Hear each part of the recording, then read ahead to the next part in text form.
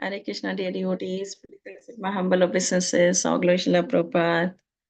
I hope you all are well. Welcome you all to His Holiness Candramauli Maharaj's daily call. Hare Krishna Maharaj, please accept my humble obeisances. All glories to you, all glory Srila Prabhupada. So Maharaj, today's verse is Srimad Bhagavatam, first canto, 17th chapter, and verse number 10. Is it okay if I start sharing the screen?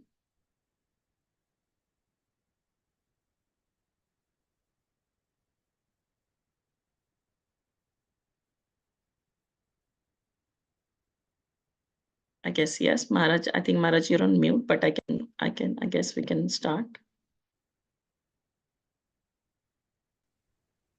Okay, 10 and 11 together. 10 and 11, yes. Let me increase the volume. I think volume is very low from my side. Yeah. Okay. Om Namo Bhagavate Vasudevaya. Om Namo Bhagavate Vasudevaya. Om Namo Bhagavate Vasudevaya. Yasya Rastre Prajam Sarvas. Trasyante Sarvya Asadubihi. Tasya Matasya Nasyanti.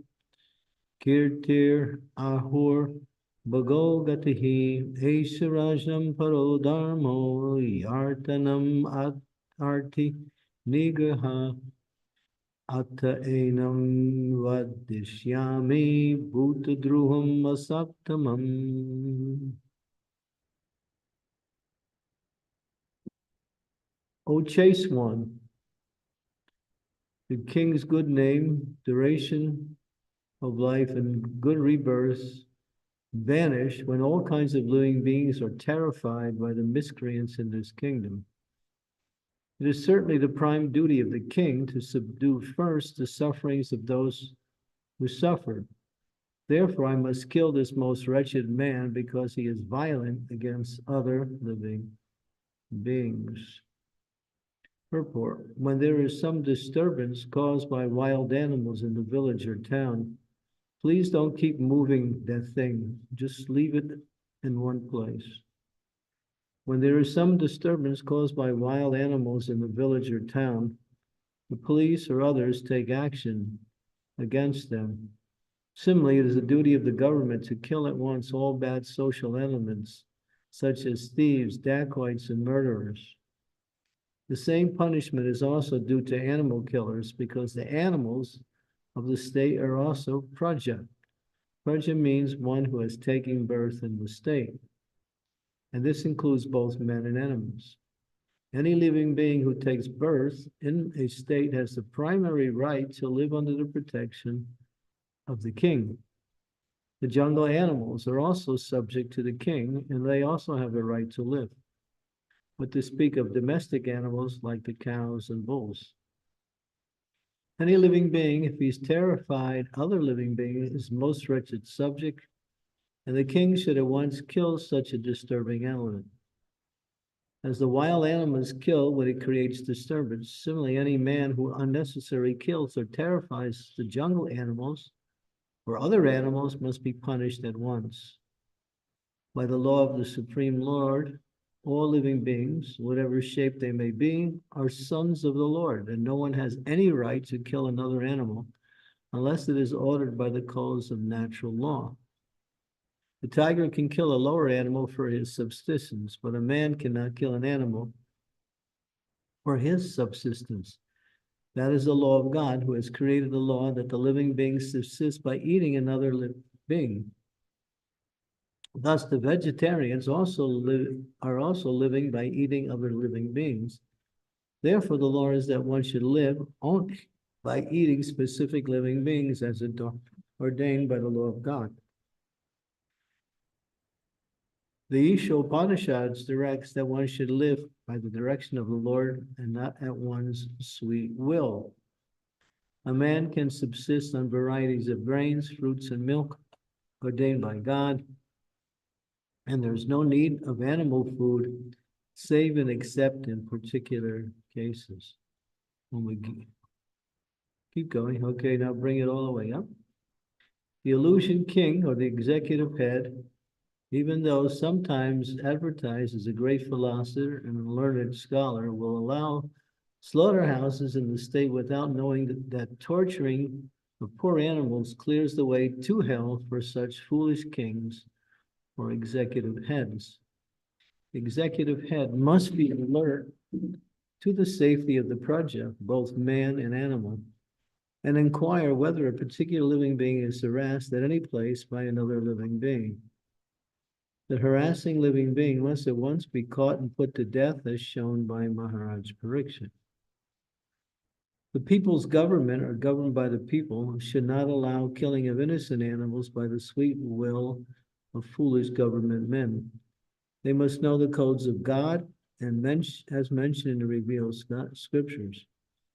Maharaj Pariksit quotes here that according to the codes of God, the irresponsible king or state executive jeopardizes his good name, duration of life, power, and strength, and ultimately his progressive march towards a better life and salvation after death. Such foolish men do not even believe in the existence of the next life. While commenting on this particular verse, we have in our presence the statement of a great modern politician who has recently died and left his will, which discloses his poor fund of knowledge of the codes of God mentioned by Maharaj Pariksit. The politician was so ignorant of the codes of God that he writes, I do not believe in any such ceremonies, and to submit to them, even as a matter of form, would be hypocrisy and attempt to delude ourselves and others. I have no religious sentiment in the matter. Bring it up. Contrasting these statements of a great politician in the modern age with those of Maharaj Pariksit, we find a vast difference.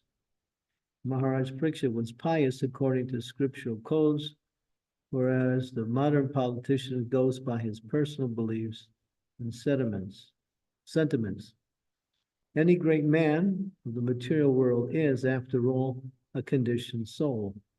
He is bound by his hands and feet by the ropes of material nature, and still the foolish conditioned soul thinks of himself as free to act by his whimsical sentiments. The conclusion is that people of the time of Maharaj Pariksit were happy, and the animals were given proper protection because the executive head was not whimsical or ignorant of God's law. Foolish, faithless creatures tried to avoid the existence of the Lord and proclaim themselves secular at the cost of valuable human life. The human life is especially meant for knowing the science of God, but foolish creatures, especially in this age of Kali, instead of knowing God scientifically, make propaganda against religious beliefs as well as the existence of God, even though they are always bound by the laws of God, by the symptoms of birth, death, old age, and disease. Gyam Timirandasya Gyanajana Salakaya Chaksun Militam Yena Tasmai Sri Gurave Namaha Maum Vishnu Padaya Krishna Prastaya Bhutale Srimakti Bhakti Vedanta Swami Niti Namini Namaste Saraswati Deve Gauravani Pacharini Nirvase Sasunyavadi Astyatya De Satarine Jai Shri Krishna Chaitanya Prabhu Nityananda Sri Advaita Gadadhar Sivasadi Gaur Bhaktivinoda Hare Krishna, Krishna Krishna, Hare Hare, Hare Rama, Ram Ram, Hare Hare. Just give me 1 minute. I'll be right back.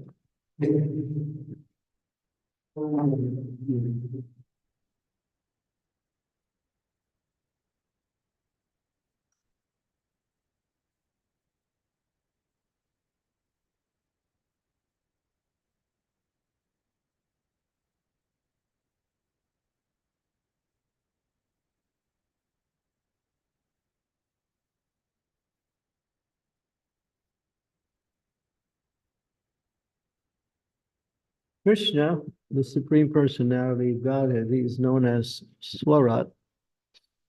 It's mentioned in the very first verse of the Bhagavatam. He is Swarat. And Swarat means completely and fully independent.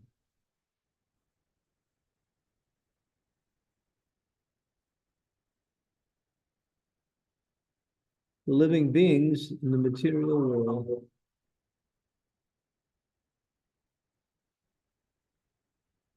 wait a minute, we got some disturbance here. Let me see if I can quell it.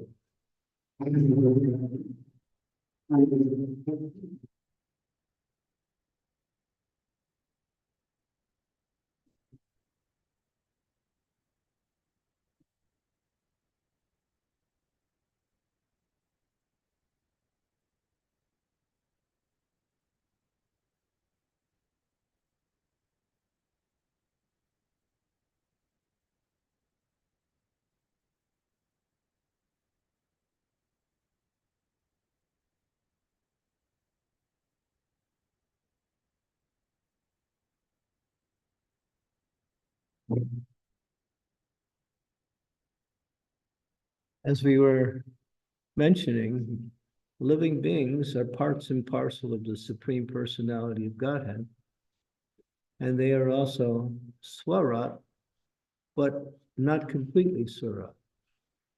The living being has that same quality as the Supreme Lord, but he is what we say limited in his independence. He can choose between the material and the spiritual. And then as he chooses, he acts and thinks and works accordingly and gets the results in whatever category he chooses. The misuse of one's independence is why the living being is in this material world. God doesn't interfere with the independence of the living being because the independence of the living being is natural and it's innate within the quality of the soul and allows for the soul to choose. And relationships are based on on choice. Relationships are based on choice. So we can choose to follow the laws of God, or we can choose not to.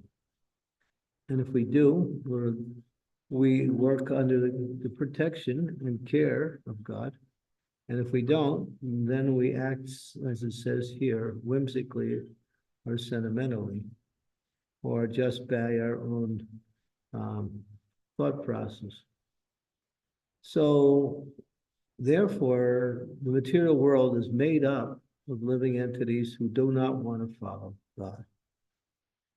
And for whatever reason, they either don't believe there is a God, or even if they do, they don't think it's important to follow.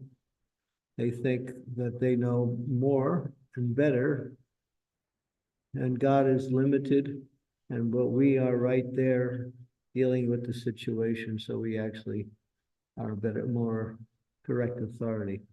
So all of these wrong mindsets lead one to the principle of rebelling against the Lord.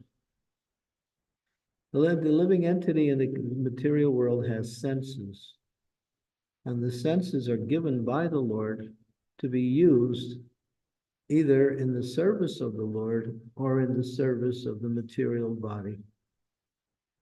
So we have a choice. The facility is given. That's also part of the independent characteristic of the living being.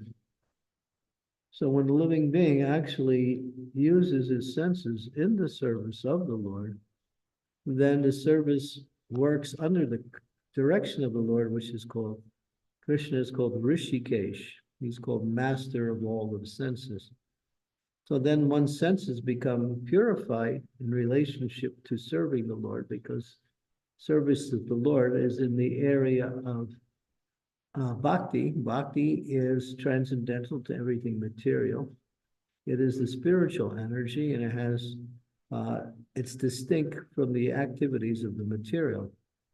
In the material energy, the senses become contaminated by material activity and become attached to a certain type of activity with a certain desired result.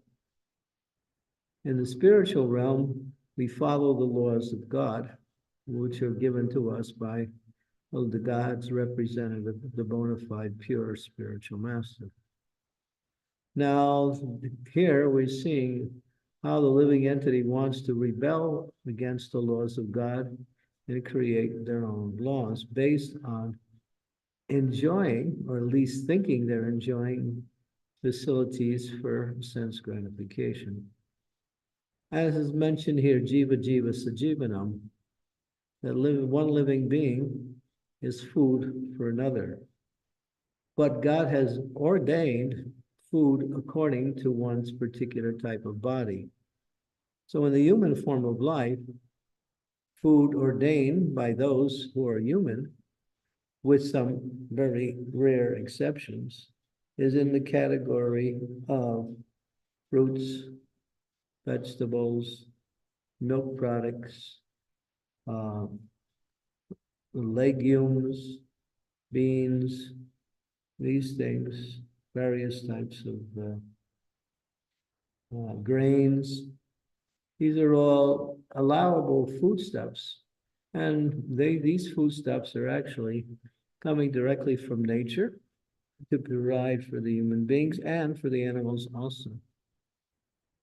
When the human being wants to act like an animal and kill other animals for food, then the human being defies the laws of God and has to also suffer.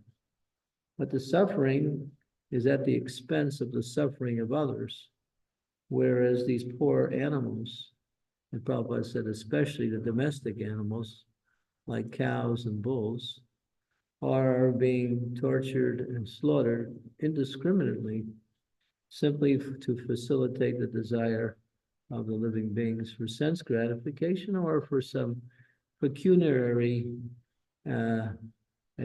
monetary pecuniary gain, such as profit. So that is the problem. So anyone who wants to be happy must understand that there is a process by which one can become happy, and that is following the codes of God, which are ordained to bring the living entity into a state of obedience to those laws, which bring them knowledge and happiness. But refusing to follow the laws of God, they can create so many other forms of activity, which causes a living entity to struggle to try to get some satisfaction in a different way.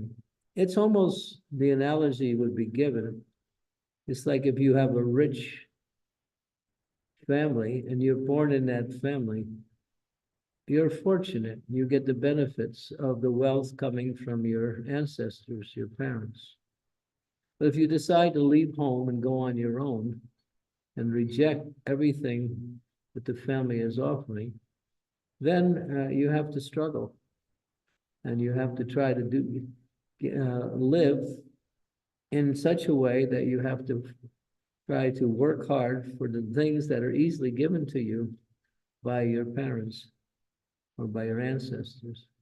Same way God has made everything, made life really simple if we follow his laws. And the basic law is to not to cause violence or harm or any kind of discomfort to another living being. That is the first principle of human culture. A human culture is meant to do good to others and not harm to others. A human society is meant to find ways to benefit others, rather than to exploit others. But because people don't either believe in God or reject his laws as being what we say, ancient, antiquated, or impractical, then they create all of these other activities and everyone suffers. Well, this purport is pretty much saying that everyone has a right to live. Everyone is giving protection by the Lord. Everyone is giving their quota by the Lord. It says that also, that one should live according to their quota, and the quota is given by God. And if you do that, it says in the Sri Ishupanishad, one can aspire to live for hundreds of years. And so everything is easily and nicely done, but everything has been destroyed and usurped by the leaders in today's modern societies.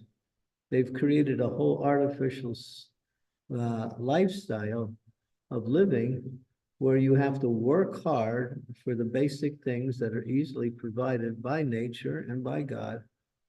And you have to somehow have all of the other material amenities that go along with a very complex industrial technological society.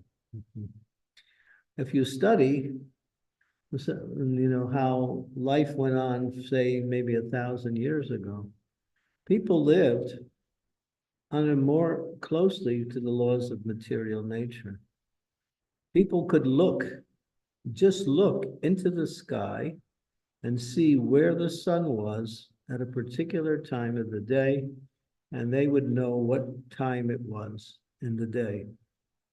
Now we have large amounts of clocks, watches, so many mechanical gadgets to tell time, and when they break, and we have people who are there ready to take our money so they can fix it and give it back to us. That's just one example. People would grow their own food, and there would be quality in the food that they would grow.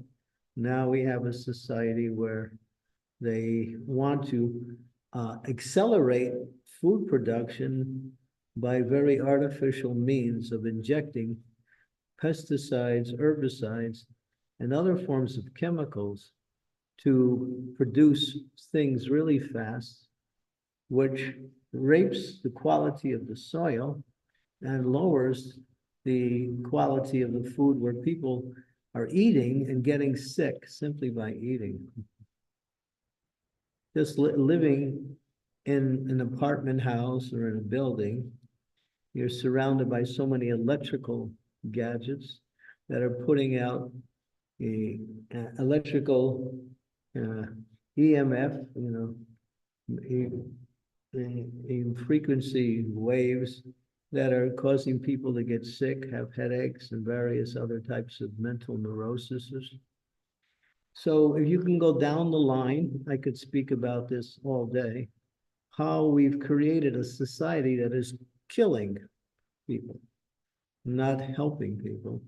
And the animal is one of the main targets by which this industrial complex, headed by very powerful persons who have positions in society, are indiscriminately killing animals simply to make money. They don't even care about the food aspect of it. That's part of it, obviously, because they make money on that. But they simply want to control as much as they can at the expense of others, both humans and animals. And therefore, the whole society is topsy-turvy, and no one's happy. And people are just trying to live from day to day without getting sick. Right? Even today, right now, the hospitals are so overjammed with people who are sick. There's not even enough room. People have given up on hospitals and trying to treat themselves by their own various types of cures. So it's a very unhealthy lifestyle we live. And ultimately, the duration of life, the power of memory, the power of strength, the power of mercifulness is all being diminished in this particular age of Kali, where economic development and sense gratification is the focus of human society. That's unfortunate. Of course, Krishna consciousness, Prabhupada has given us an alternate way to live, which is Krishna's way, natural living, cow protection, back to the land, growing your own food, and using the resources of nature. I think most of you who are listening to this talk will be amazed to see what nature can provide for the needs of man. We have nature provides everything in the form of food, medicine, shelter, clothing,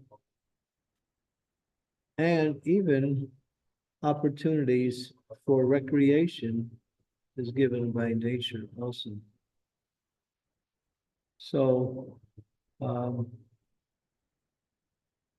but nature is not to be used, but is meant to be exploited. So people are exploiting nature, raping nature. You go into these cities, you see the stores are overstocked with all kinds of junk that nobody needs.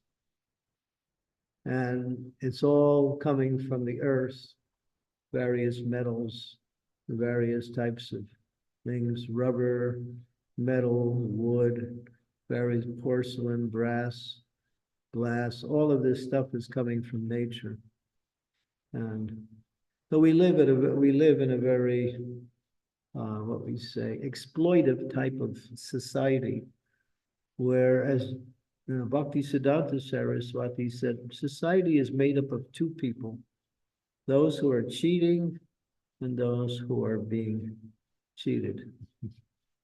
And the ones who are being cheated are the majority. So that's why Krishna consciousness is not just a spiritual movement to elevate people to self-realization, but it also has the practical aspect of how to live in this world, which will allow one to live healthily with longevity and at the same time practice the goal of life very easily without much difficulty. And that is the Krishna consciousness movement. Yeah. So, therefore, devotees should very carefully read and study Srila Prabhupada's books, because what Prabhupada has provided is everything is in his books for the future of the world, for the future of the society. He's laid out the blueprint in his work, in his books, and also in addition with his lectures and conversations. So Prabhupada was a person who wanted to take the whole Western scheme and turn it back into its natural way of the Vedic culture, simple living by thinking.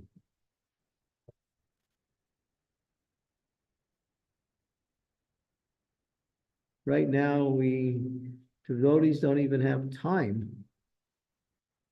The people don't even have time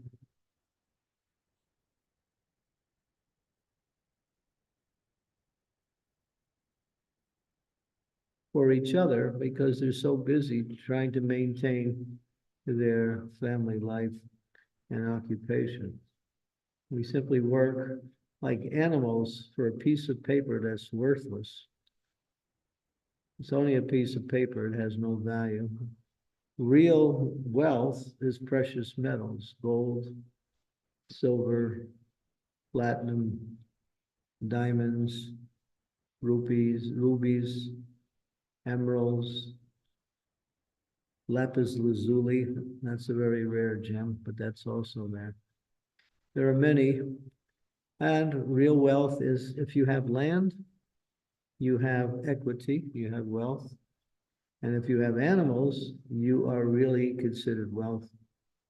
Therefore, in Vedic society, when families would marry, one family would marry another, the girl's family would also see what the bridegroom's family has, whether they have land, whether they have grains, whether they have animals, whether, in other words, they want to give their daughter to a qualified man who can take care of her and provide everything she needs. Well, that was always a prerequisite for entering into married life. Yeah. But now, if you have some paper money, you consider to be wealthy. Well, it has some value in the sense that the government says it's good, but if the government says it's no good, then it's no good. But God has given us nature, and nature provides the wealth. There's a particular constellation that appears in the heavens occasionally. It's called Swasti. Swasti.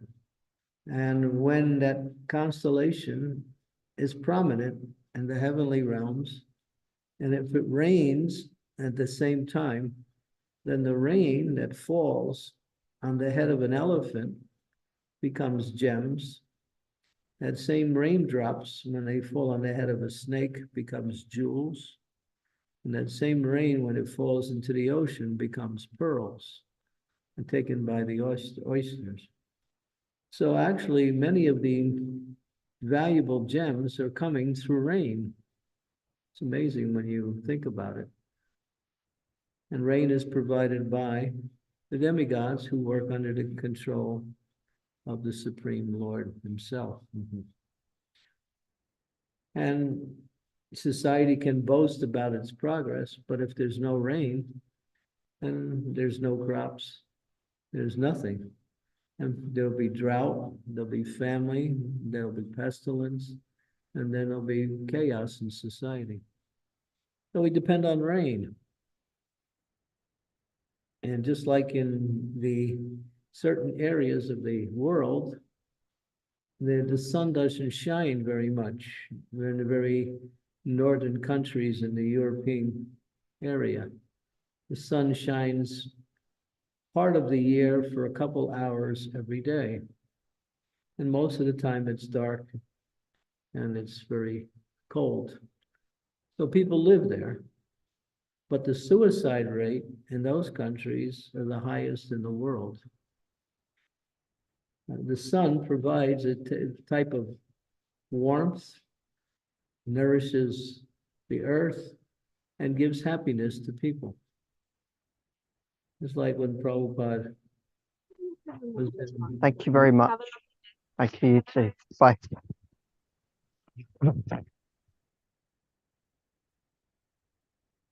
when Prabhupada was in London, he was in an interview, and one reporter, it wasn't a reporter, it was actually a talk show. The talk show host said to Prabhupada, Swamiji, what is your conception of hell? And Prabhupada said, London. That was his response. Of course, that shocked the interviewer. Then Prabhupada wanted to say, yes, it's always cold, rainy, some small island. You can hardly grow anything here. And all I can grow in London is potatoes and cabbage. In the UK, there's hardly any crops there. Everything comes from the outside. So, and Prabhupada went on to speak in that same way. And he said, but in India, the sun shines all year round, every day during the day. And so, yeah, because people here are pious. Western countries, people are impious mostly, and therefore it affects the climate also of the country. I remember one time when I was in America, this was in the year 1983, I think it was, around that same time, maybe a little bit later. There was, all at the same time in the United States, there was wildfires all across California. There was droughts in the middle of the country. There was excessive rain on the East Coast.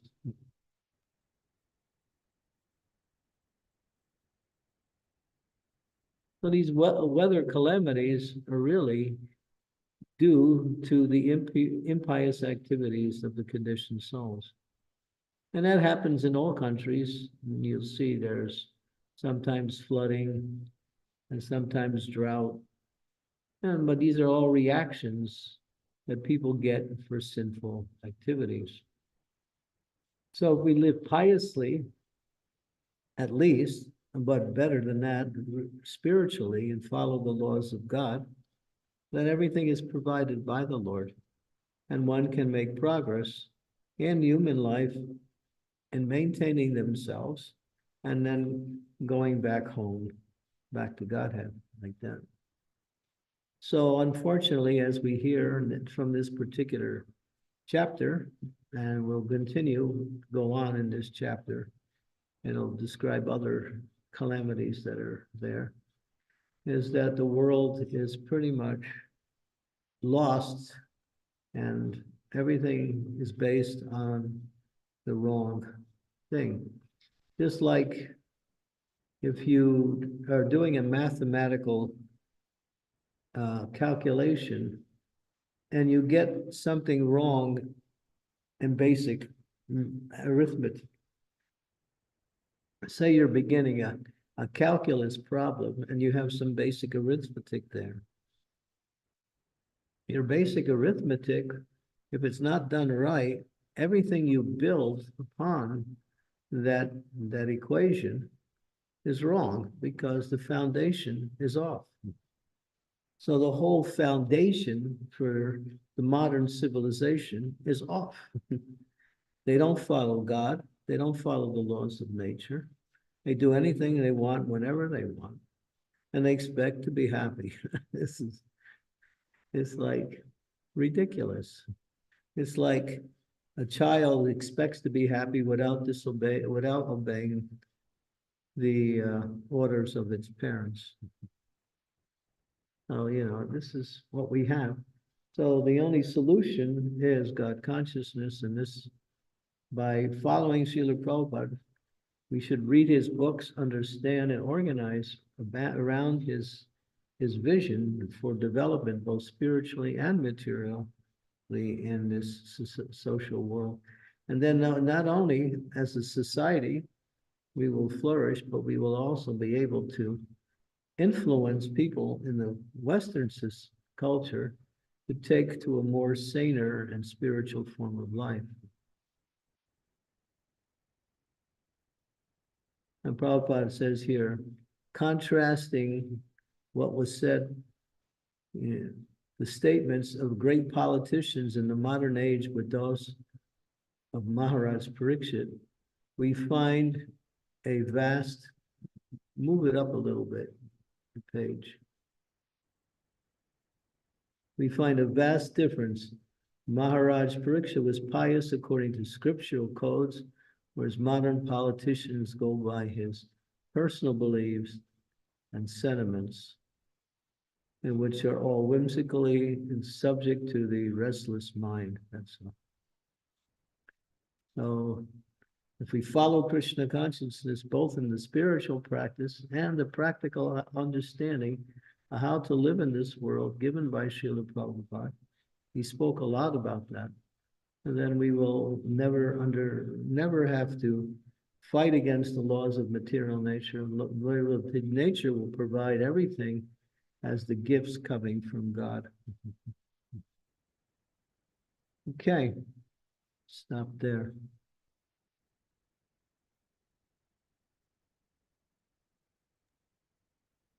Thank you, Maharaj. Thank you so much for the nice, again reminder of how we should protect the non-violence.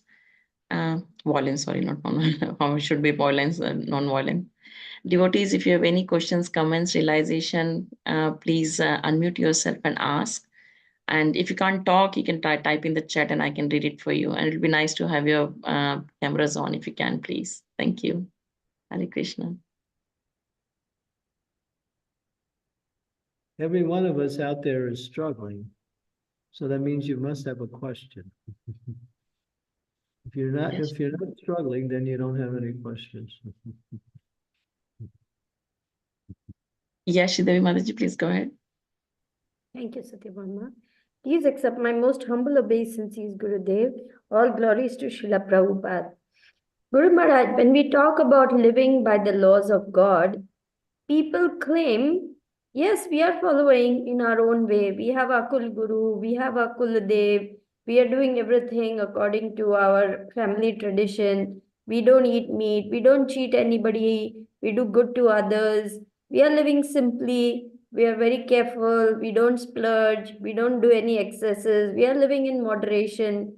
But we don't need to chant and do all this. We are doing nicely. What is wrong with our way of life? It's pious. It's in the mode of, it has elements of the mode of goodness, and it can lead to spiritual life. But ultimately, it is also subject to change because the modes are always competing with each other. So to maintain the qualities of the mode of goodness is a real challenge for the conditioned souls. Therefore, the modes of passion and ignorance, which are more prominent in today's modern society, especially passion, will sometimes overshadow people's attempt to live in the mode of goodness. So people say, well, we're good. When we do good to others, we give charity, we open hospitals, we feed poor, but then they exploit the animals. So what is the quality of their goodness? It's marginal because they don't understand or don't take the time to understand that all living beings are very dear to God, and no one is allowed to encroach upon the freedom of another living being. That's a transgression against that living being and against the laws of God. Well, who's free from that?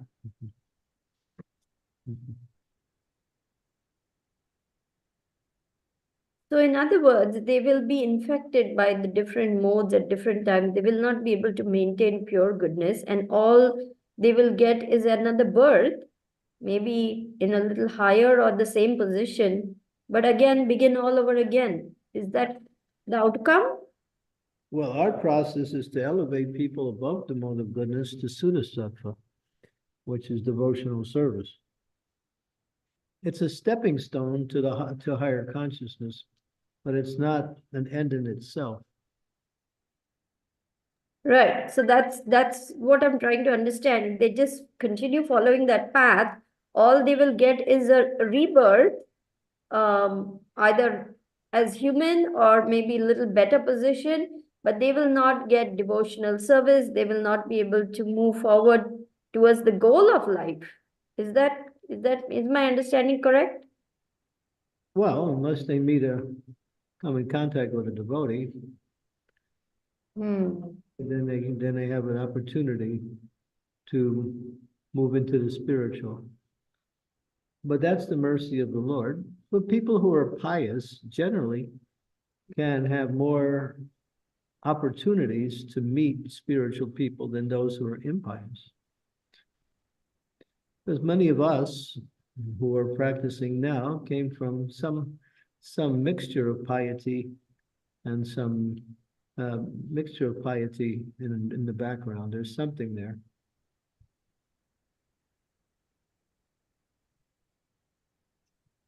So again, it's not an end in itself, nor do we recommend people to aspire for the mode of goodness. Aspire for serving the Lord and elevating your consciousness to the spiritual platform, which is done by absorption in devotional service.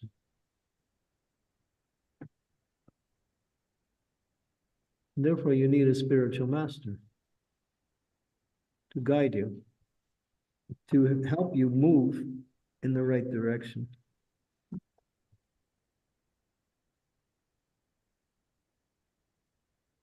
Tad vidi, what is it? Tad vigyartam gurum eva abhigatsche. Only by the mercy of the guru can one ultimately practice spiritual life properly.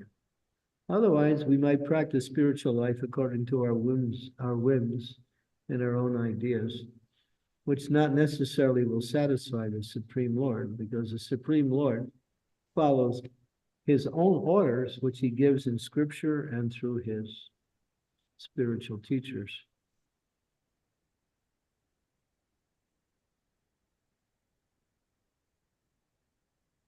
So we reject the idea of simply being a nice person, because you can't maintain that. King Nirga was a nice person, but he made a mistake in performing pious activities, and he had to take birth as a lizard because of that mistake. That example is there in the Bhagavatam. Yes, yes. Thank you, Guru Maharaj.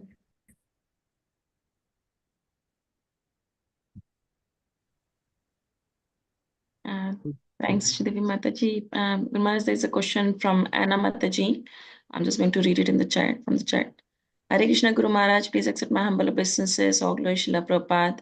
I wanted to ask how we keep people interested in Krishna consciousness, especially new starters, newcomers, when they start saying after a while that there are lots of rules and feel judged if they cannot achieve or meet certain things within their sadhana.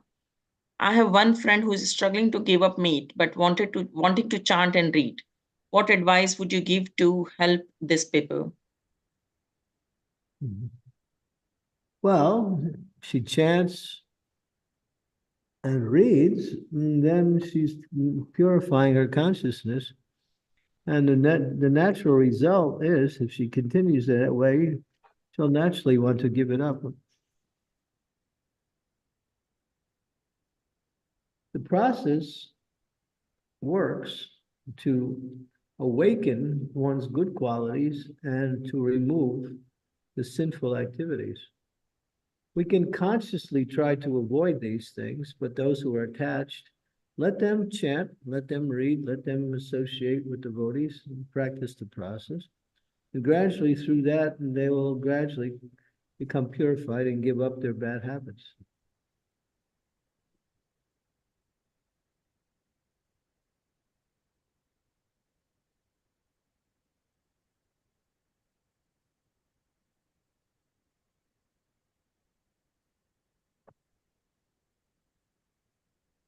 Are you still there, Satyabhama? Thank you. Yes, I was just waiting. Mataji has replied that she's happy with the answer. Thank you so much. That makes sense. Thank you. Any other questions, devotees? So while you're waiting, Guru Maharaj, I had a question that many times when we go for book distribution and we try to give this, vegetarian vegan recipe book higher test, and we try and explain that we promote vegetarianism, and people says that I've come around 2 or 3 times that people says that it doesn't say anywhere in Bible or Quran that we shouldn't eat meat. Though I've not read these scriptures, but I always wonder that doesn't that come from this knowledge, this understanding of non-violence comes from their own scriptures? No, it does say Jesus was from the Essene tribe, and the Essene tribe was known as vegetarians. That's documented. Let's see. There is a statement in the Bible, let the grains and the fruits of the land be one's subsistence. Sometimes they translate the Latin in a different way to make it sound different. Just like the word bromo. Bromo is one of the words in the Bible. And bromo is subsistence.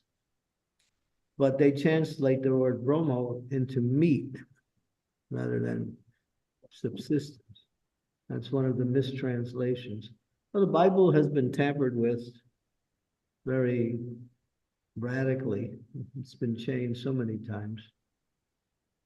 But if you go back to the original teachings of the early fathers, the early desert fathers, the fathers that actually started Christianity, you'll find they are very much similar to the practice of Krishna consciousness, both in their eating and in their sadhana also. Thank you. Thank you, There's Maharaj. there's a scripture called the Philokalia. I have a copy of it. It's quite extensive. 3 huge, gigantic volumes of information, and these are the lives of all of the early Christian fathers, how they lived, what they taught. They're very, very similar to what we're teaching. Mm. They chanted on beads, and they chanted the name of Jesus on the beads. Thank you. Thanks, But Maharaj. then, as time went on, the scriptures got in the hands of the politicians, the political leaders, and they adjusted things. You know, it's like you have King James Version of the Bible, you have Mm. King Justinian, and him and his wife took out reincarnation from the Bible. Well, the Bible has been so much, we say, tampered with that you can't even recognize some of the original teachings. Okay. Thank you. Thanks, Maharaj. That's very helpful. Prabhupada said my books will be the law books for the next 10,000 years. Prabhupada didn't want anybody to change his books. Mm. Because he knew as soon as you start changing, there's no stopping. Yeah. That's true, Guru Maharaj. So on back of that, I have another question, Guru Maharaj. If anyone has any questions, then please raise your hands, and while I'm just asking my next question. So Guru Maharaj, as per Srila Prabhupada's instructions, we do like ISKCON devotees distribute prasad, distribute the holy name, and we distribute books. So on top of that, what else can be done? Like we are quite strong in preaching heavily in all of our centers. We try and preach as much as we can, but I'm assuming this is where we stop, and what else can be done apart from, I think this is the best we can do. Follow Prabhupada's instructions, where he said, in all of our temples around the world, we should have 3 hours of kirtan every night. Wow. It's written in the Chaitanya Charitamrita in the purport. Prabhupada includes it in his purports in his books. You know it's important. He said every temple in our movement should have 3 hours of kirtan. He says our temples are not just places of worship, they're educational institutions where throughout the day there'll be discussions on philosophy, various talks, classes. He wanted classes throughout the day, kirtan in the evening.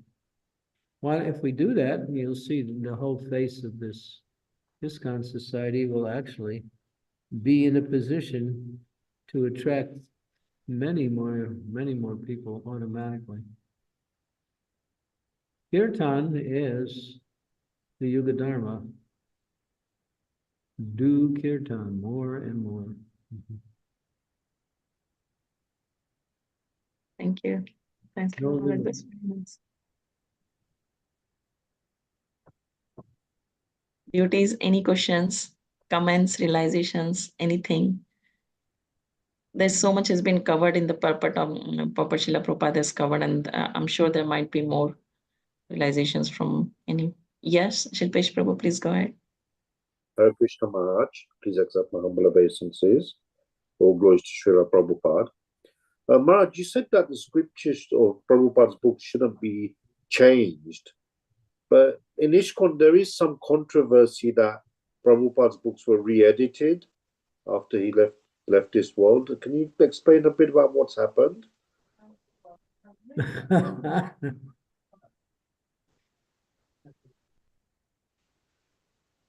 Well,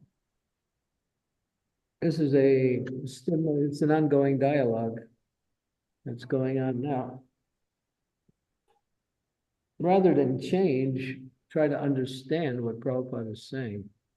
So right now, there is a very strong movement to go back to the original books that Prabhupada gave us, there were some grammatical mistakes given by the translators who actually made grammatical mistakes. So the grammar can be adjusted, but to change the wording, the text, is very dangerous. So that's my opinion. You'll have so many other opinions also. So there's an ongoing battle within ISKCON right now. And there's a movement back to Prabhupada's books now, very strong. It's starting to resurface in a very strong way because too many changes have been suggested. And, you know, Prabhupada's books made thousands of people Krishna conscious. And there's that verse in the first canto, 5th chapter, verse number 11. It said, even if the language is not grammatically correct, still the message is there. And that's more important.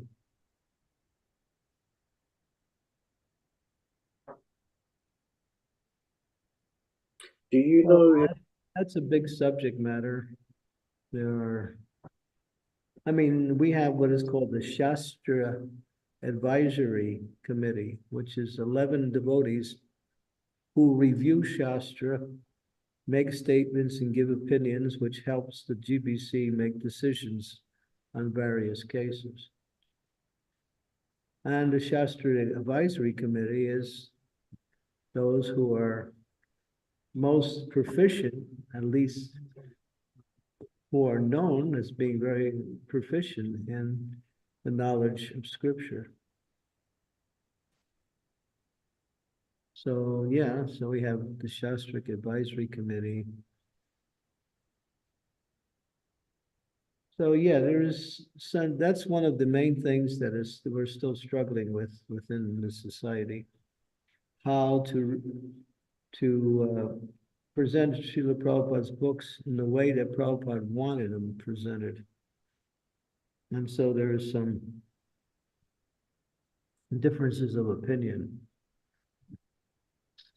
Let's see how it plays out. Can we still find the original text online? Yeah? Can we what? Can we still find the original versions online? I have the books. Those of us who were in the early days, the books are still there in their original form. Bhagavad Gita, the Srimad Bhagavatam, like that, they're still there.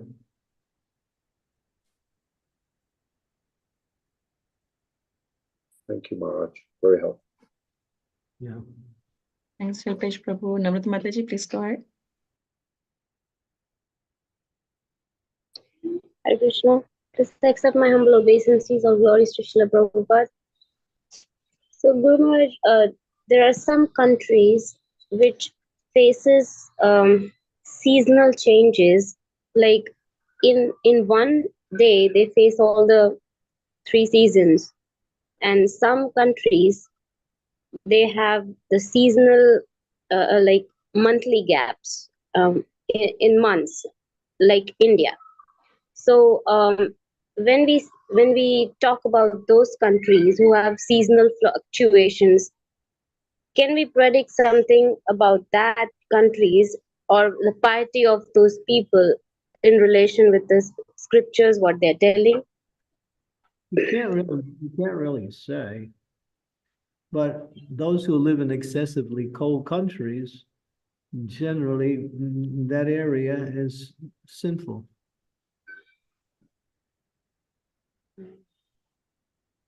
So countries also have their karma. And the countries also go through different stages of karma as time goes on. Just like you living in India, right? So you heard of Saraswati?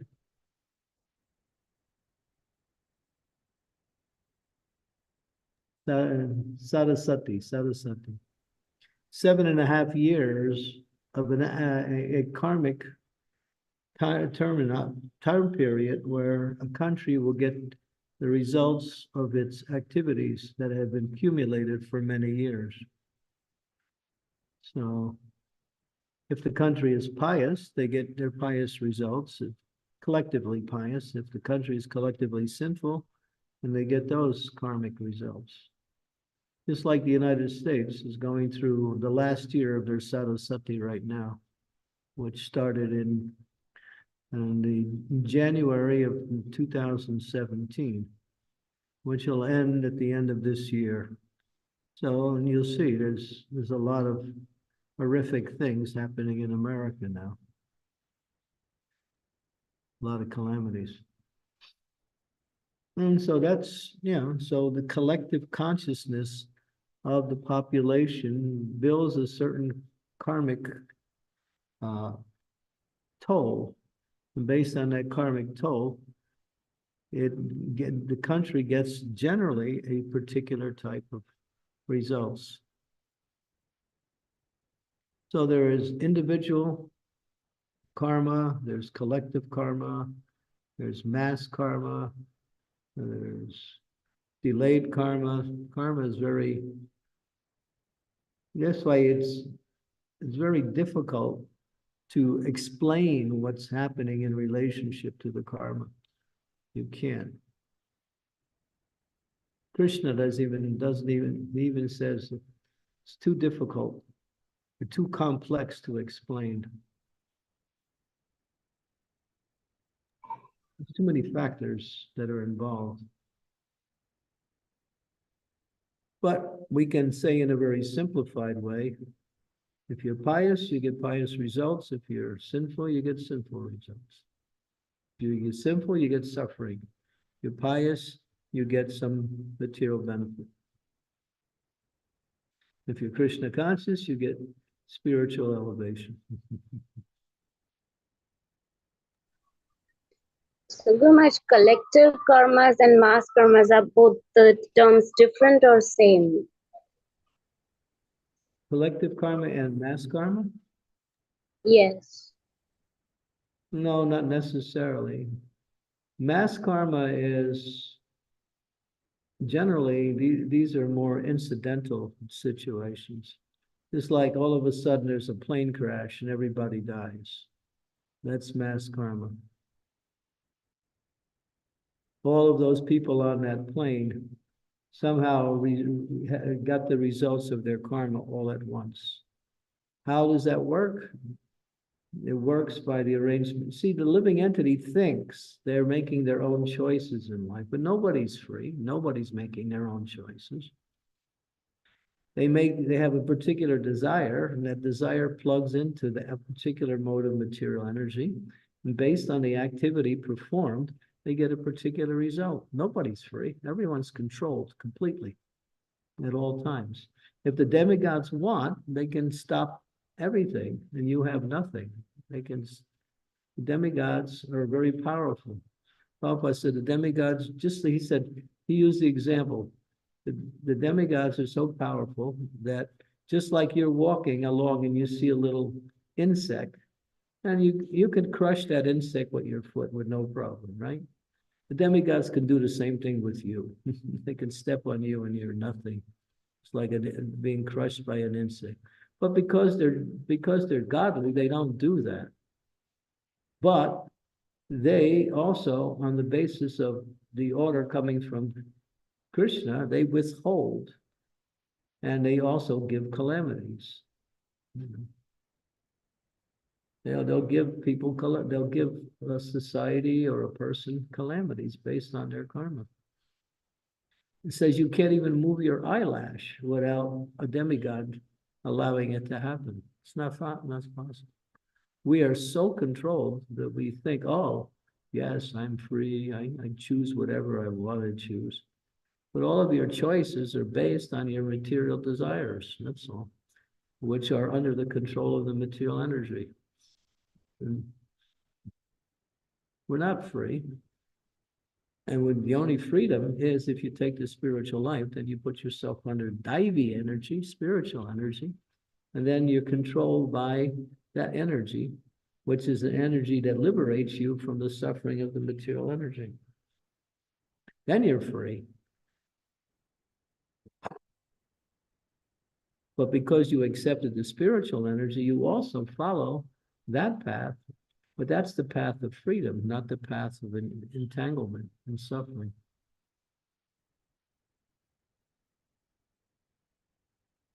I don't know why we still adhere to the plan makers, the leaders in the Western society as somebody who they don't know anything. They don't know anything. And they're leading people. It's like the blind leading the blind. That's all.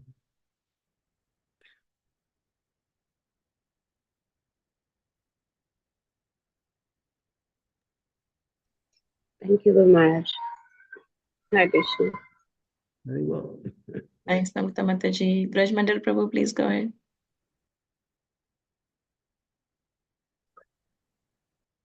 Hare Krishna Guru Maharaj, please accept my humble obeisances, all glories to your lotus feet. Guru Maharaj, just an interesting point you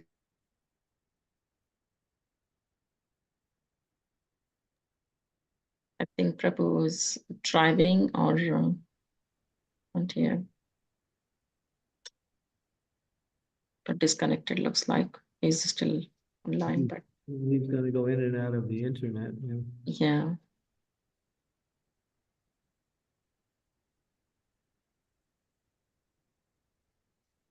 I think it is disconnected. That's fine. I will wait for Prabhu to come back. Any other questions, devotees?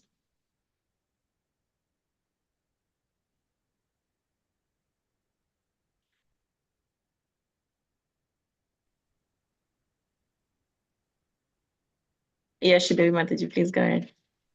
I'm just picking up on what Guru Maharaj said just now. Guru Maharaj, you said, I don't know why we pay so much attention to these leaders who are not doing anything, nothing. I mean, they're not just not doing anything, they're actually causing so much harm because they are in cahoots with all the criminal elements of society, money laundering, so much mayhem, so much destruction. And yet people, because they're innocent, because they are ignorant maybe, they just go along with whatever government policies, etc. and all. But now we who have been given this knowledge by Srila Prabhupada, by our spiritual master, that there is a better life, there is a proper God-conscious way to live in harmony with nature so that there's peace and prosperity for everyone. After knowing this also, why we as devotees are not coming together and doing it? I don't know. Maybe I'll ask the same question.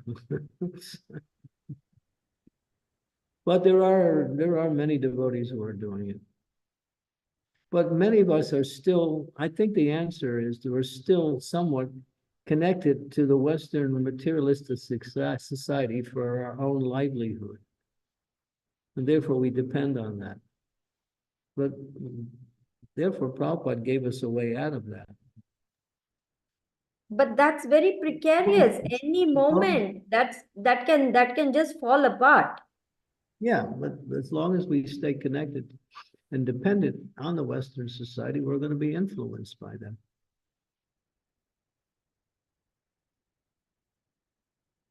We can use things in Krishna's service. That's the best we can do.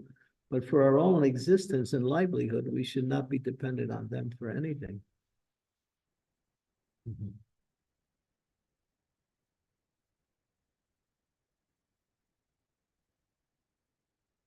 And we're moving in that direction, but slowly.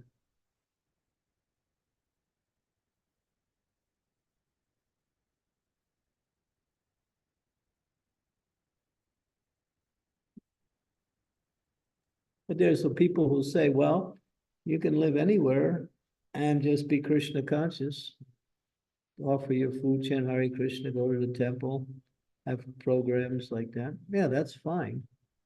But then you're still in a compromised position when it comes to your personal livelihood. Prabhupada didn't want that. We're still all doing that. We're all dependent on the supermarkets and, on the gas companies. Mhm.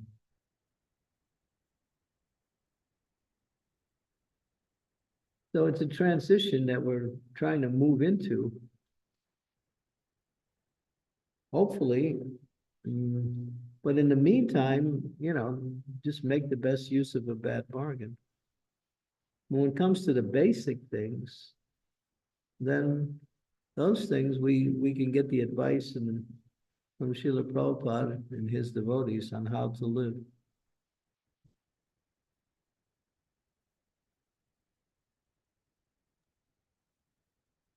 Thank you, Maharaj. I hope that answers your question, Shitavi Mataji. Thank you. Thank you, Guru Maharaj. When are you going to send over my printouts? Yes, Guru Maharaj, your printouts are ready. I'm going to call the rickshawala and give him your number. So he will call you and then he will deliver it. I was hoping some devotee will do it, but I haven't been able to get in touch with anyone. Okay. I'll send my rickshawala with the printouts. Rajamandala, if you're driving, it's a little risky because you go in and out of the internet. I'm not driving, Guru Maharaj. I have made a pit stop. I got some spare time, of which I need to leave soon to go and see a patient. So I do apologize if I cut out earlier on. But I wasn't driving, Guru Maharaj. Bit dangerous. Please accept my humble obeisances again, Guru Maharaj. All glories to Srila Prabhupada, and all glories to your lotus feet. Just your point earlier on about pious activities and impious activities. I have an uncle whom has lung cancer. My mother's younger brother. He's going to leave his body. And my question is how devotees intervene. So the intervention of devotees. So myself, my brother, my sister went to see him yesterday. Now, my uncle's he's not a pious person. He ate meat, he drank, he smoked his whole life. He's only 68. He has chronic lung cancer and he's about to leave. He's a day or two away, or even now. But we went there. He's a lovely person, but we went there with Tulsi, Tilak, Ganga water, Maha, Nishingadev oil. We went really equipped and we dosed him up. We done what we could do. We engaged with the family members and broke it down, explained what the process is, and got everyone to chant, of which everyone did. Got them to do a round. We put some Tulsi on him. And so my question really is, when a devotee or when we devotees intervene at that point where the living entity is about to lose their life and move on, what sanctuary is there for the soul? What Special mercy upon that soul. Even sometimes the most sinful person, if they get a lot of mercy at the time of death, then Krishna will just wipe away all of the sinful activities. Yeah, it's up to Krishna. of course. But ultimately, yeah, we should try to do something. We shouldn't think, oh, he's sinful, therefore he should suffer and get a birth as some animal. No, do whatever you can. And then the rest is up to the Lord, how he wants to show his mercy. Mm. Yes, Guru Maharaj. I'm just very worried for the family members who are grieving. There's nothing else we can really do for him. We've done what we can. We even put a Mangalarti sweet in his mouth. We were very conscious, Guru Maharaj, of the Yamadutas being present. We could see by his expression how he was reacting, what he was looking at, his feet seemed as if they were on fire. He was very, very much in anxiety and stress when we arrived, and we could see it clearly. We really could see it in his face and his eyes and his fear, profuse fear, of which he calmed down once we finished our moment. It lasted about an hour. We were there for about 2 hours, but what we done lasted about an hour, and he calmed down and he was He's resting. fortunate because he's connected to so many wonderful devotees. His sister, which is your mother, she's really very a wonderful devotee. So just having a sister like your mother, I mean, he's going to get a lot of mercy. Thank you, Guru Maharaj. Yeah. I'm just trying to save him, really. Just trying to do what I can to save him. Yeah, well, we can do whatever we can, and then up to the Lord to give mercy accordingly. Yes, Guru Maharaj. Thank you so much. Thank you, Guru Maharaj. There's so many stories in the Shastras where similar situations. So many.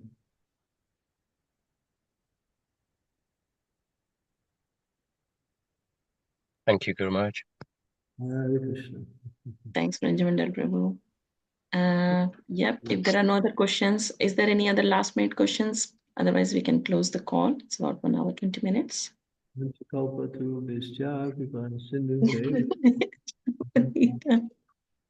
Vaishnavebhyo namaho namaha. Jai Shri Krishna Chaitanya Prabhu Nityananda Advaita Gadadhar Sivasadi Gaur Bhaktavinda Hare Krishna Krishna Krishna Hare Hare Hare Rama, Hare Rama.